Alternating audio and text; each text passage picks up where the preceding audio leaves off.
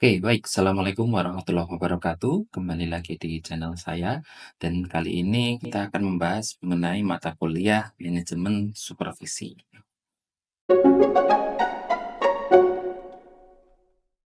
Baik, di pertemuan pertama ini kita akan membahas mengenai konsep dan peran supervisor dalam manajemen organisasi.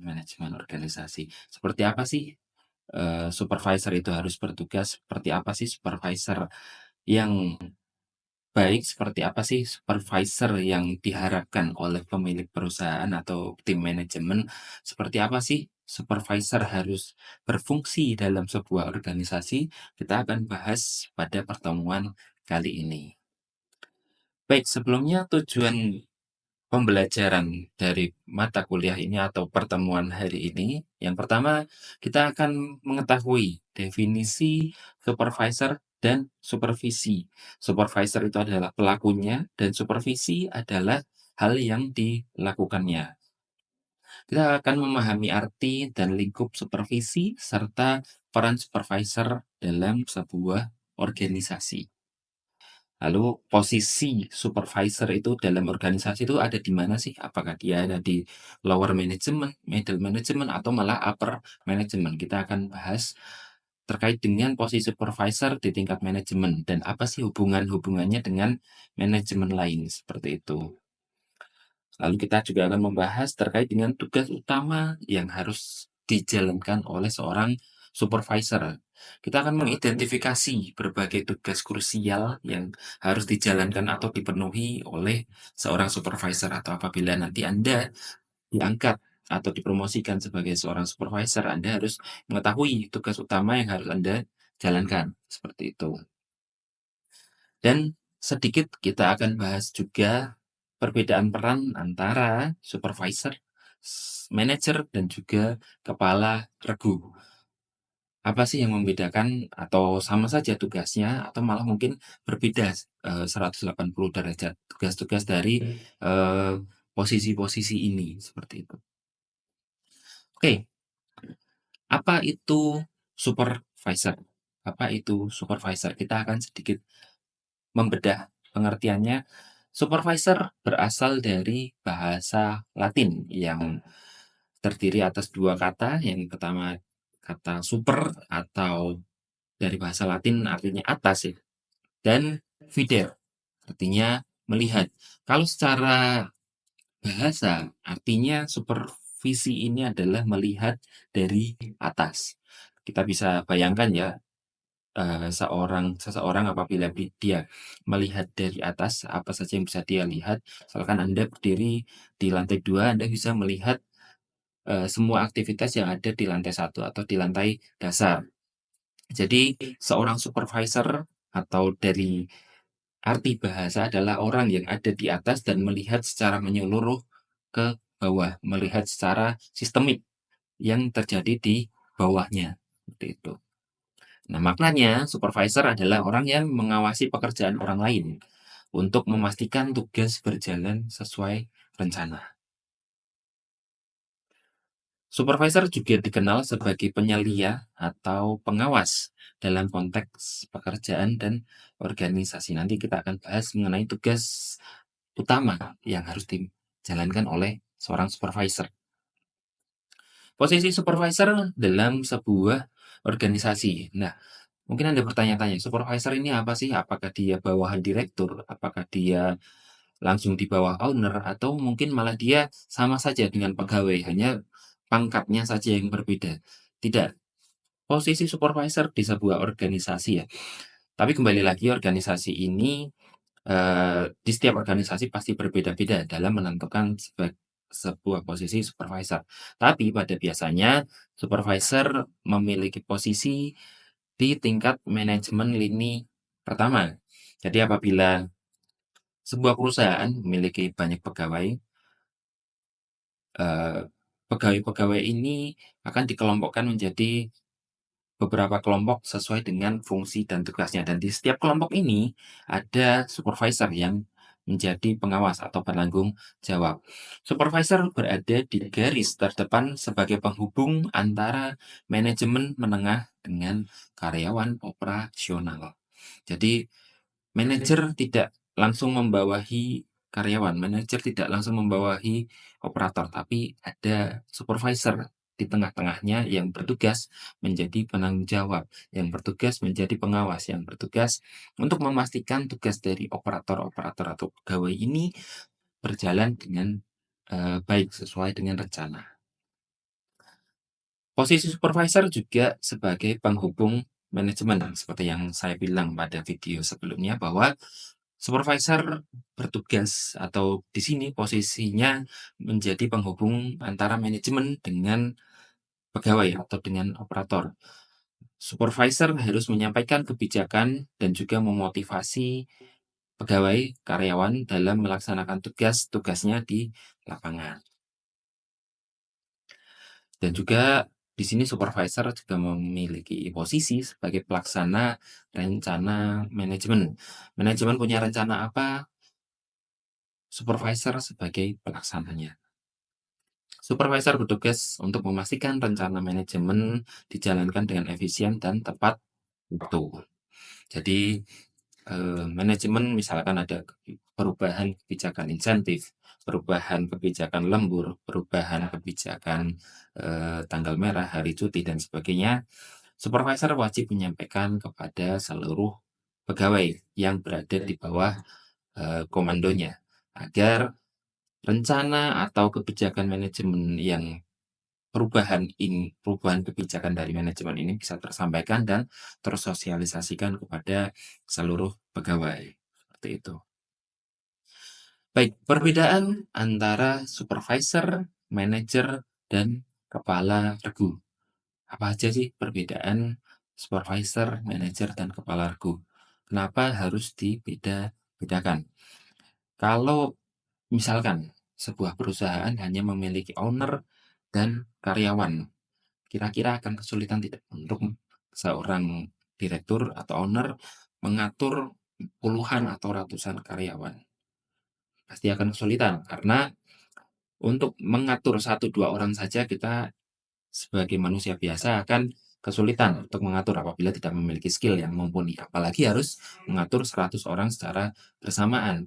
Maka dari itu, seperti yang saya bilang tadi, 100 karyawan ini kita kumpulkan, kelompokkan menjadi kelompok-kelompok kecil sesuai dengan fungsi dan tugas pokoknya, atau sesuai dengan job desk-nya, atau sesuai dengan ranah tugasnya, menjadi kelompok-kelompok kecil, dan dari kelompok-kelompok kecil itu kita angkat satu orang yang paling perform sebagai seorang supervisor. Seorang supervisor. Jadi, misalkan dari 100 pegawai, kita buat jadi 10 kelompok, dari 10 kelompok ini akan muncul 10 supervisor. Jadi kita sebagai owner misalkan tidak harus mengatur 100 pegawai di bawah kita, tapi kita hanya cukup mengatur 10 supervisor yang ada di bawah kita. Dan 10 supervisor itu bertanggung jawab atas 9 anggota atau anak buah di bawahnya. Seperti itu. Baik, dari segi aspek posisi, supervisor berada di lini pertama. Jadi lini pertama yang membatasi antara manajemen dengan pegawai atau operator, seperti itu. Sementara manajer, kalau ada manajer, dia berada di atas supervisor. Kalau kita lihat di sini ya, kalau kita lihat di sini, manajer berada di middle manager atau di bahkan top manager seperti itu. Sementara supervisor berada di low manager. Dan seorang kepala regu berada di tingkat operasional.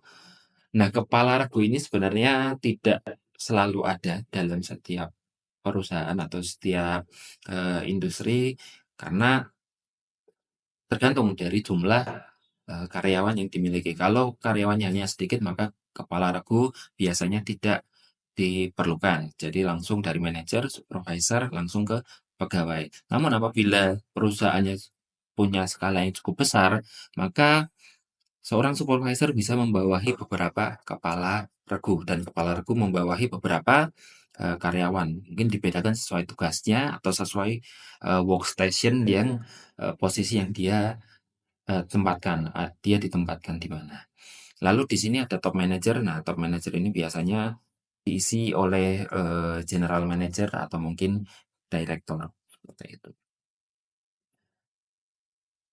Kalau kita lihat ya bentuknya piramida, di mana operasional di tingkat operasional pasti jumlahnya akan sangat banyak, akan paling banyak di antara, tingkat manajerial yang lain, sementara supervisor ada di atasnya yang mana jumlahnya lebih sedikit.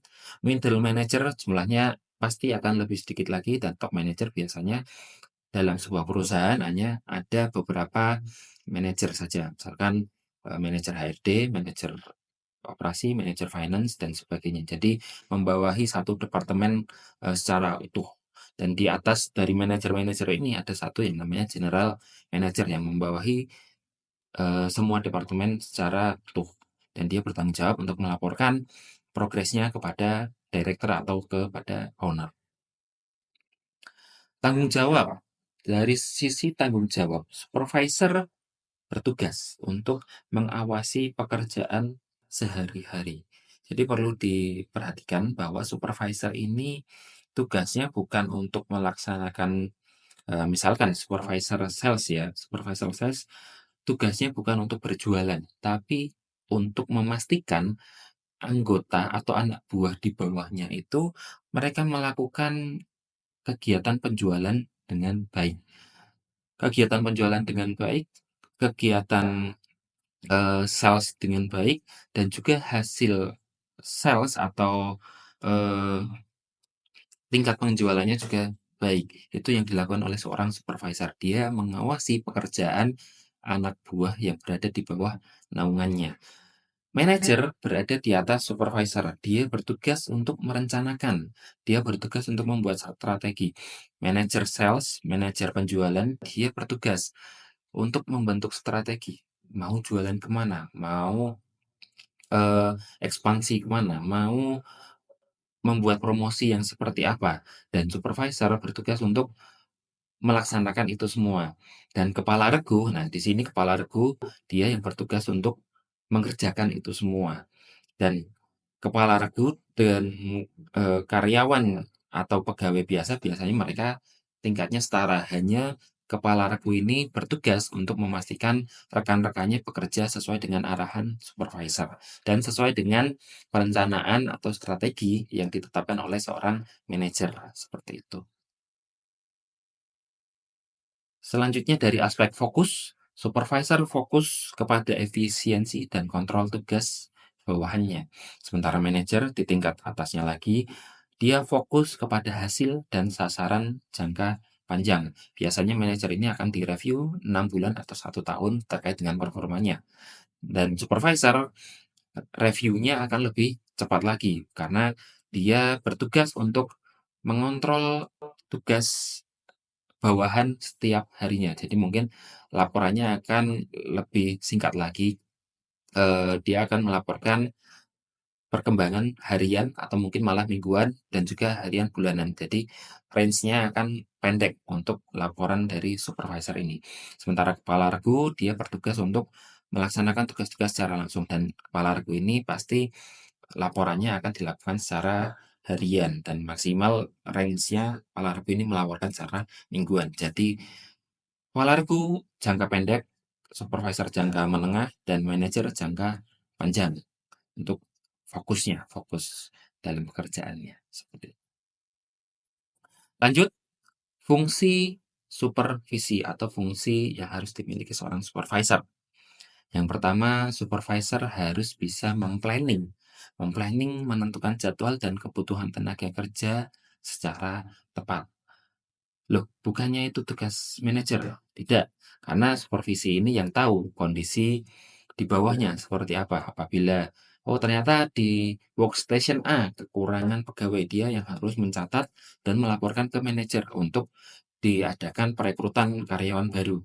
Dia yang harus menentukan kebutuhan kebutuhan karyawan yang dibutuhkan oleh workstation atau, pekerja di bawahnya. Jangan sampai ada pekerjaan-pekerjaan yang overload atau ada pegawai yang overload, karena pasti akan kerjanya tidak maksimal. Dan juga jangan sampai ada pekerja yang underwork atau, terlalu banyak bekerja dengan pekerjaan yang sangat, kecil seperti itu. Jadi supervisi atau supervisor ini bertugas untuk memplanning dari jadwal dan juga kebutuhan tenaga kerja secara tepat. Manajer bertugas untuk, mengakomodir permintaan dari supervisor, apakah akan ditambah pegawainya atau malah mungkin akan dilakukan pengurangan karena ada efisiensi anggaran dan sebagainya. Jadi itu murni kewenangan manajer. Supervisor harus mengetahui kebutuhan yang dibutuhkan oleh, eee, tempat dia bekerja, butuh pegawai berapa dan dia harus menentukan jadwal pekerjaannya seperti apa. Misalkan supervisor sales atau supervisor penjualan, dia harus membackup area Kendal dan Semarang. Tapi bawahannya hanya ada 2, maka supervisor lapor ke manajer. Manajer, ini tidak cukup kalau harus membackup area Kendal dan Semarang 2 orang saja, karena Kendal dan Semarang aja luasnya udah, sedemikian rupa, maka saya butuh tambahan untuk bisa mengcover sales di Kabupaten Kendal dan juga di Kota Semarang dan sekitarnya, seperti itu. Dan supervisor ini nanti yang bertugas untuk melaporkan kinerja bawahannya yang berada di Kendal dan Semarang itu tadi. Bisa jadi manajer setelah mendengar ini dia memisahkan antara penjualan di Kendal dan juga penjualan di Semarang. Jadi ada 2 supervisor di eee, 2 supervisor di kota yang berdekatan, seperti itu. Untuk lebih membuat otonomi daerah lah istilahnya, biar ada keleluasaan antara supervisor itu tadi. Yang kedua adalah atau mengorganisir sumber daya dan alat kerja untuk efisiensi kerja. Nah, ini sudah jelas ya, supervisor harus bisa untuk, selain tadi memplanning jadwal kerja, menyusun kebutuhan pegawai, menyusun kebutuhan sumber daya manusianya, juga harus bisa mengelola sumber daya material atau sumber daya yang digunakan. Misalkan diberikan anggaran 1 M untuk sales di Kendal dan Semarang, marketing dan sebagainya. Nah, itu harus bisa mengcover. Jangan sampai 1 M ini kurang untuk, sales atau untuk promosi marketing di daerah Kendal dan Semarang. Oh, ternyata hanya bisa mengcover Kendal saja, itu nggak bisa dan nggak boleh. Pasti dari perusahaan akan, eee, tidak suka karena sudah dibudgetkan 1 M untuk Kendal dan Semarang. Tidak bisa hanya untuk Kendal saja, seperti itu. Nah, tapi apabila sumber daya ini kok ternyata memang kurang dan realnya memang kurang, maka supervisor bisa bilang ke manajer, "Manajer, ini budget yang Anda berikan kurang, maka butuh untuk penambahan, karena kita harus transport dari Kendal ke Semarang itu tiap hari melaju, butuh, eee, an butuh biaya untuk transport yang lebih banyak daripada yang hanya di Kendal saja," misalkan seperti itu. Jadi supervisor bertugas untuk mengelola sumber daya secara efisien dan apabila memang dirasa kurang, dia wajib melaporkan ke manajer atau di atasnya. Directing, supervisor memberikan instruksi teknis secara jelas kepada bawahan. Nah, sedikit cerita bahwasanya ada seorang sales dia bekerja, dia perform, penjualannya bagus, maka dari perusahaan melihat seorang salesman ini potensial, maka diangkatlah salesman ini menjadi seorang supervisor. Nah, ternyata ketika diangkat sebagai seorang supervisor, dia membawahi beberapa, eee, salesman di bawahnya, malah bagiannya ini tidak perform, penjualannya menurun dibandingkan ketika dia masih berada di level bawah. Nah, setelah dicari tahu, ternyata salesman yang diangkat menjadi supervisor ini tadi, dia tidak bisa memberikan instruksi kepada bawahannya. Dia jago dalam menjualkan produk, dia jago dalam menawarkan jasa, tapi ternyata ketika dia harus mengarahkan anak buah atau bawahannya, dia kurang bisa mendirect Akhirnya sales yang ada di bagiannya itu mengalami penurunan. Dan ini yang mungkin sering terjadi kepada seorang supervisor yang baru dipromosikan. Dia fokus kepada pekerjaannya sendiri, bukan fokus untuk menyelesaikan tugas atau misi yang diberikan kepada divisinya atau departemennya. Dan ini yang mungkin nanti harus dihindari. Selanjutnya adalah untuk mengontrol. Mengkontrol, menjaga mutu kerja dan disiplin di lingkungan kerja. Ini ya standar lah ya. Bagaimana seorang supervisor, misalkan di area workstation atau di shop floor di sebuah pabrik, mengontrol bawahannya agar mengenakan APD, agar menjaga keselamatan dan kesehatan kerja, terus untuk menjaga kebersihan dan sebagainya. Karena ya kita tahu ketika ada kecelakaan kerja dan sebagainya akan menurunkan performa perusahaan. Selanjutnya, ini mungkin tadi mirip dengan planning ya, menentukan kebutuhan tenaga kerja dan di sini staffing atau menempatkan karyawan sesuai dengan keahliannya.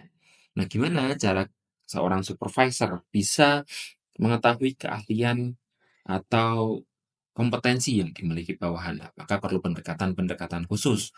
Anda ketika harus Anda ketika diberi tugas menjadi seorang supervisor, Anda harus mengenal dengan baik bawahan-bawahan Anda. Potensi apa sih yang dimiliki oleh bawahan Anda ini dan di mana bawahan Anda ini cocok untuk ditempatkan. Misalkan si A jago desain grafis, nggak mungkin dia ditempatkan di bagian finance. Si A pasti akan ditempatkan di bagian promosi atau di bagian marketing, seperti itu.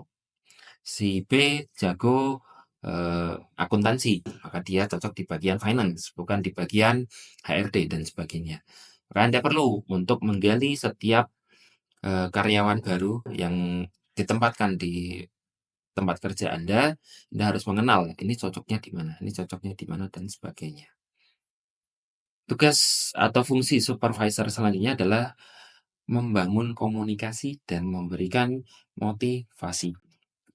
Seorang supervisor wajib untuk membangun hubungan tim yang kohesif dan memotivasi para karyawan. Seperti yang saya bilang di pertemuan sebelumnya, karyawan yang tidak termotivasi maka dia akan seperti mayat hidup ketika bekerja. Ya saya berangkat, saya pulang, tahu-tahu digaji. Saya berangkat, saya pulang, tahu-tahu digaji. Karyawan yang seperti itu akan menyebabkan performa perusahaan menurun. Salesnya akan menurun, produksinya akan menurun. Karena dia tidak memiliki motivasi, dia tidak memiliki goals apa yang harus dikejar. Maka dia ya sudah hanya menjalani rutinitas keseharian saja. Tidak ada goals yang ingin dia capai setiap harinya. Dan yang terakhir, nah ini yang perlu diperhatikan adalah memberikan training atau pelatihan agar pekerja memenuhi standar kerja. Setelah kita tahu karyawan ini cocok, karyawan ini ternyata jago desain grafis, tapi masih kurang dipoles sedikit. Kita wajib untuk memberikan pelatihan.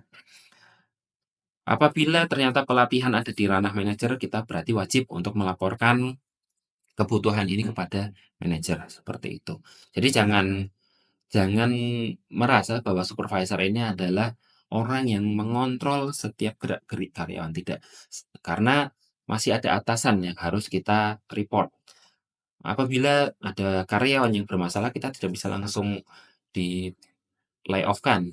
Kita harus lapor dulu ke atasan kita atau ke manajer kita. Jadi supervisor ini hanya sebagai perpanjangan tangan manajer. Dan manajer pun tidak bisa langsung membypass perintah atau membypass koneksi dari manajer langsung ke karyawan. Dia harus melalui supervisor untuk menyampaikan atau memberikan instruksi kerja.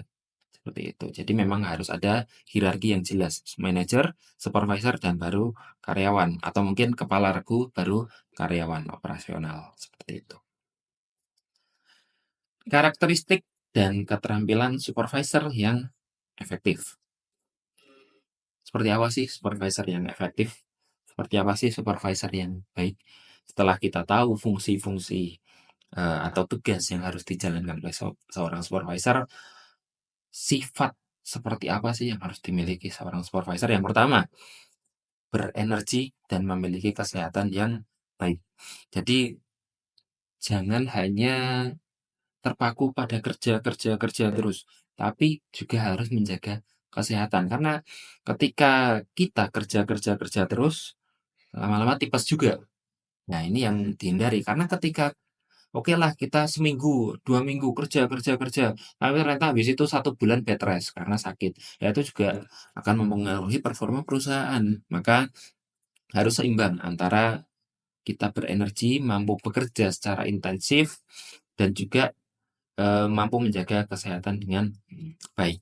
Dan di sini juga dituliskan bahwa supervisor harus bekerja secara intensif dan juga membangun interaksi yang baik dengan bawahan secara aktif. Ya, sekedar menanyakan, "Nah, sudah makan belum? Sudah sarapan belum? Nanti pulang kerja kita ngopi bareng," dan sebagainya. Terkadang pendekatan-pendekatan personal seperti ini itu lebih mengena kepada bawahan daripada ketika kita hanya formalitas saja di kantor, seperti itu. Hubungan-hubungan informal seperti ini yang terkadang malah memberikan respect dari bawahan kepada kita sebagai seorang supervisor. Jadi jangan hanya berpaku kepada kerja, tapi juga harus membangun eh, interaksi yang baik dengan bawahan seperti itu. Kerjasama dan kepemimpinan, nah ini yang juga harus dimiliki, sifat yang harus dimiliki oleh seorang supervisor. Boleh berinteraksi dengan bawahan secara intens, tapi bawahan juga harus tahu posisinya bahwa dia ada di bawah kita. Dan ini yang tidak boleh dilanggar. Kadangkala ada pemimpin yang atau pimpinan yang dia saking ke bawahnya, jadi dia ada di bawah atau setara dengan dia ada di bawah atau setara dengan bawahannya, sehingga tidak muncul respect dari bawahannya. Dan di sini ketika tidak muncul respect, maka males dong bawahan untuk mengikuti arahan seperti itu. Jadi meskipun kita harus membangun interaksi yang baik dengan bawahan, tapi tetap harus menunjukkan keseganan. Keseganan ini agar supervisor tetap dipatuhi atau ditaati oleh bawahan. Oke, memang ketika di luar ya di luar kantor mungkin sama-sama seorang teman seperti itu, tapi ketika di kantor posisinya harus jelas siapa atasan dan siapa bawahan. Dan di sini akan muncul sifat kepemimpinan atau leadership itu. Kita mempertegas posisi kita. Posisi kita ada di mana sih? Kita ada di atas bawahan sebagai seorang supervisor. Jadi kita harus menunjukkan bahwasanya kita sebagai pemimpin dari bawahan kita. Kita harus menunjukkan bahwa kita adalah tameng atau pelindung bagi bawahan kita. Termasuk ketika salah satunya adalah ketika goals atau tujuan divisi kita tidak tercapai misalkan. Kita kena omel oleh manajer, tapi kita malah menyalahkan bawahan kita, "Oh itu nah nah nah nah nah nah nah, bawahan saya yang nah nah nah nah nah." Nah, itu bukan contoh pemimpin yang baik. Pemimpin yang baik di sini adalah mengambil tanggung jawab. Oke, ini adalah kesalahan divisi kami tidak bisa menyelesaikan goals tepat waktu, kita tidak bisa menyelesaikan sales sesuai dengan target, maka nanti akan kita perbaiki di kesempatan berikutnya dengan cara ini. Jadi tidak hanya menyalahkan, "Oh itu karena bawahan saya, oh itu karena bawahan saya tidak perform, oh itu karena bawahan saya, eee, sifatnya jelek dan sebagainya." Itu tidak perlu disampaikan ketika berhadapan dengan manajer, seperti itu. Jadi kita sebagai atasan, kita sebagai supervisor di sini harus melindungi bawahan kita. Karena kalau bawahan kita tidak perform, ya berarti itu sudah menjadi tanggung jawab kita untuk menaikkan performa bawahan kita, seperti itu. Pengetahuan teknis kerja. Nah, selain soft skill yang harus dikuasai oleh supervisor, pengetahuan tentang teknis kerja juga harus dipahami. Seorang supervisor sales harus mengetahui teknik-teknik berjualan. Seorang supervisor finishing harus mengetahui teknik-teknik finishing. Seorang supervisor konstruksi harus mengetahui teknis-teknis terkait dengan konstruksi, dan sebagainya. Supervisor biasanya ditempatkan sesuai dengan keahliannya, namun ada kalanya supervisor dilempar ke divisi yang jauh dari keahliannya. Misalkan saya ahli di bidang desain, desain produk. Tapi suatu ketika perusahaan membutuhkan eh, supervisor di bagian pembahanan atau di bagian finishing dan sebagainya. Saya mau nggak mau harus belajar dari nol untuk mengetahui bagaimana pembahanan yang baik, bagaimana finishing yang baik, bagaimana teknik finishing yang untuk menghasilkan mutu yang baik seperti apa, dan hal-hal apa saja yang harus dihindari ketika melakukan finishing seperti itu. Jadi kita tahu apabila bawahan kita melakukan tidak sesuai prosedur, kita akan bisa langsung menegurnya seperti itu. Selanjutnya, nah ini yang mungkin jarang bisa dilakukan, berenergi dan memiliki kesehatan yang baik. Punya soft skill, punya hard skill, tapi juga harus bisa mengendalikan diri. Jangan gampang marah, karena seorang supervisor ya biasa ditekan dari bawah dan juga dari atas. Dari bawahan menuntut kenaikan gaji dan sebagainya. Dari atasan menuntut kenaikan produksi dan sebagainya. Supervisor harus bisa menjembatani. Supervisor harus bisa menjembatani dan harus bisa mengendalikan diri. Harus bisa berkomunikasi secara efektif untuk menjembatani antara kebutuhan pegawai dan juga keinginan atau target-target yang bisa ditetapkan oleh manajemen. Selanjutnya, gaya kepemimpinan seorang supervisor. Jadi sampai sini kalau misalkan ada pertanyaan atau hal-hal yang dibingungkan, langsung saja tulis di kolom komentar. Nanti kita akan bahas di pertemuan selanjutnya. Gaya kepemimpinan seorang supervisor. Jadi ada beberapa gaya kepemimpinan seorang supervisor, dan bukan berarti salah satunya paling baik atau salah satunya paling buruk, tapi ini harus menyesuaikan eh, budaya atau work culture yang diterapkan di perusahaan atau di organisasi. Yang pertama adalah gaya kepemimpinan autokratis. Autokratis ini adalah sifat atau gaya kepemimpinan seorang supervisor yang dia memberikan arahan ketat dan kontrol penuh dari atasan ke bawahan. Dia orang yang strict gitu ya, mungkin kalau di perusahaan orangnya kaku seperti itu. Jadi arahannya ketat, kontrol penuh dari atasan ke bawahan dan sebagainya, dan biasanya orang yang autokratis ini dia akan strict terhadap aturan. Dia akan strict terhadap aturan. Bawahannya terlambat 2 menit. Alasannya bla bla bla bla bla bla. Potong gaji, potong gaji. Maka orang-orang seperti ini biasanya dibutuhkan untuk menjadi supervisor di perusahaan-perusahaan yang memang menekankan kedisiplinan. Jadi bawahan tidak bisa semena-mena, bawahan tidak bisa seenaknya, karena supervisornya mempunyai aturan yang ketat dan dia juga melakukan pengawasan yang ketat. Minusnya apa? Minusnya adalah orang-orang seperti ini biasanya ditakuti oleh bawahan. Bawahan menjadi sangat segan untuk sekedar mengajak ngobrol, mengajak berinteraksi. Akibatnya, supervisor jadi kurang bisa mengenal bawahannya. Karena dari bawahan tidak mau berinteraksi dengan supervisor, akhirnya supervisor cukup sulit untuk mengenal bawahannya. Jadi ada plus, ada minusnya ya.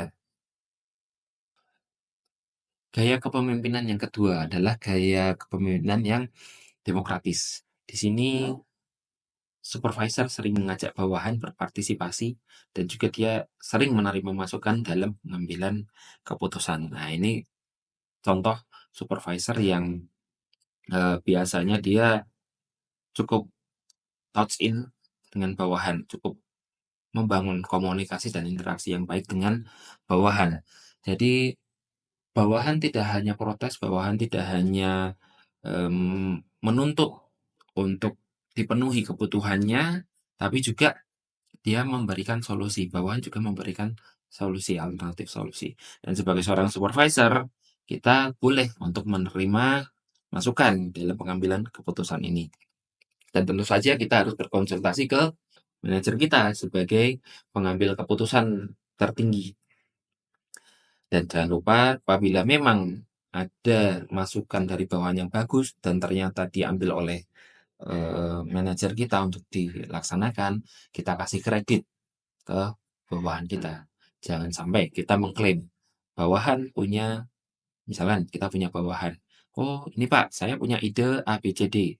Ketika kita masuk ke manajer, idenya bagus nih, idenya bagus, kita bilang, saya punya ide A, B, C, D. Manajernya setuju dan kita yang malah dapat kredit itu. Kira-kira bawahannya akan seperti apa? Pasti akan mencak-mencak dan mungkin akan tidak terbuka lagi ke depannya karena tidak merasa tidak diberikan kredit oleh supervisornya. Seperti itu. Gaya kepemimpinan selanjutnya adalah lazy faire atau memberikan keleluasaan penuh kepada bawahan dalam menjalankan tugasnya. Jadi kalau autokratis ini strict, orang yang benar-benar strict atau otoriter, demokratis ada di antaranya, jadi masih cukup mengatur tapi juga memberikan kebebasan, dan laissez-faire ini memberikan keleluasaan seluas-luasnya kepada bawahan.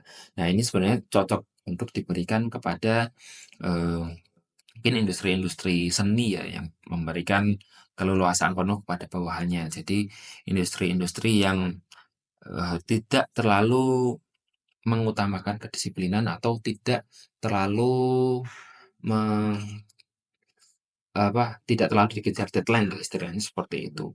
Jadi laissez-faire memberikan keleluasaan penuh kepada bawahan dalam menjalankan tugasnya.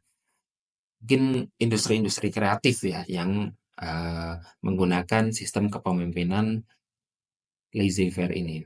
Tapi kalau saya lihat sih, meskipun bawahan memiliki keleluasaan penuh, dia tetap harus eh, punya batasan-batasan atau boundary-boundary tertentu yang membuat dia sebenarnya ya leluasa, tapi tidak seleluasa itu, tidak sebebas itu. Tetap harus ada batasan, tetap harus ada target-target yang harus dipenuhi. Dan yang terakhir adalah gaya kepemimpinan yang fleksibel, yang dimana supervisor harus mampu menyesuaikan gaya kepemimpinan sesuai kebutuhan tim. Jadi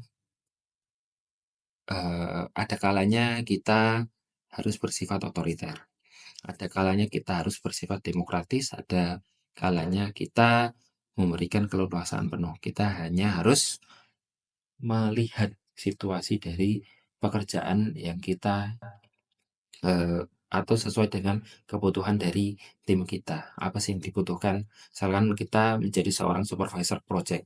Projectnya deadline-nya mepet. Maka kita harus menjadi orang yang autokrat atau autokratis atau otoriter. Jadi harus strict agar deadline-deadline ini bisa terpenuhi. Dan ada juga project yang membutuhkan ide atau membutuhkan kreativitas yang tinggi, maka kita di sini harus bisa memberikan keleluasaan kepada bawahan kita seperti itu. Jadi mungkin kalau dari empat ini kayak kepemimpinan yang paling baik adalah yang tipe fleksibel, jelas karena dia harus bisa menyesuaikan dengan kebutuhan dari timnya seperti itu. Baik, untuk sesi ini kita tutup ya dengan apa beberapa pemicu di mana supervisor adalah ujung tombak. Apabila Anda diangkat atau dipromosikan sebagai seorang supervisor, maka Anda akan menjadi ujung tombak dari perusahaan karena Anda yang harus berhadapan langsung dengan pegawai atau bawahan. Anda mewakili manajemen, Anda mewakili direktur, Anda mewakili manajer Anda untuk berhadapan langsung dengan pegawai di bagian operasional. Dan ini berperan penting dalam mengimplementasikan dan menentukan keberhasilan dari organisasi. Efektivitas kegiatan supervisi menentukan mutu output kerja dan motivasi tim dalam mencapai sasaran. Jadi ketika kegiatan supervisi atau ketika Anda menjadi supervisor, kerja Anda tidak efektif, tentu saja output kerja atau mutu kerja yang dihasilkan akan menjadi turun, performanya akan turun. Karena jelas supervisor yang baik yang bisa memberikan motivasi pada bawahan untuk meningkatkan kinerjanya untuk mencapai sasaran, untuk mencapai target. Ketika target terpenuhi, maka output kerjanya baik, target terpenuhi, dan Anda yang akan mendapatkan kredit itu, dan itu adalah menjadi tanggung jawab Anda untuk memastikan bawahan Anda bekerja sesuai dengan target yang ditetapkan oleh perusahaan. Nah, sebagai penutup, apa sih kira-kira eh, tantangan terbesar yang dihadapi oleh seseorang ketika menjadi seorang supervisor? Kira apa yang menjadi tantangan eh, seseorang menjadi supervisor? Dia kan perpanjangan tangan dari manajemen ya, perpanjangan tangan dari manajemen harus berhadapan langsung dengan bagian operasi. Kira-kira apa sih ya tantangan yang biasa muncul? Kita harus berhadapan dengan manusia-manusia yang mana kalau kita berhadapan dengan mesin, kita tinggal baca buku manual, kita ikuti sesuai instruksi, kita bisa menguasai mesin tersebut. Tapi kalau manusia, kita baca buku manualnya nggak akan ketemu buku manualnya. Kita nggak ada instruksi yang 100% baku untuk mempelajari manusia. Yang satu punya masalah keluarga, yang satu punya masalah keuangan, yang satu punya masalah asmara dan sebagainya. Latar belakangnya beda semua. Maka dari itu yang menjadikan kegiatan supervisi ini atau posisi sebagai supervisor ini menjadi eh, posisi yang penuh dengan tantangan seperti itu. Namun apabila bisa melewati tantangan ini, Anda bisa membuat diri Anda level up ke level yang lebih tinggi. Baik, demikian untuk pertemuan hari ini. Apabila ada pertanyaan, silakan tulis di kolom komentar dan bisa juga email ke email saya taufik.fitrianto@poltechfurniture.ac.id. Cukup sekian, terima kasih. Wassalamualaikum warahmatullahi wabarakatuh.